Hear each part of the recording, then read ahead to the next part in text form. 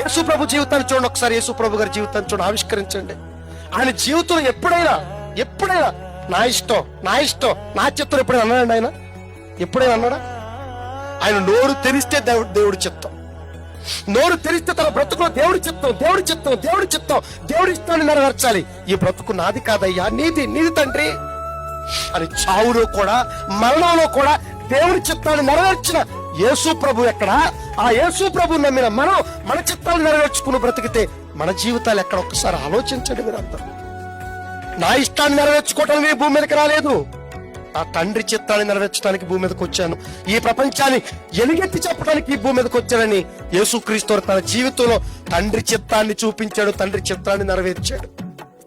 పరలోకమందు నీ చిత్తం నెరవేరుతుంది తండ్రి, భూమి మీద కూడా నీ చిత్తం నెరవేరాలి, నీ ఇష్ట ప్రకారం ఎలా బ్రతకాలో నేను చేసి చూపిస్తాను తండ్రి అని చెప్పి తన జీవితాన్ని ఆదర్శంగా ఈ ప్రపంచానికి చూపించాడు యేసుక్రీస్తు.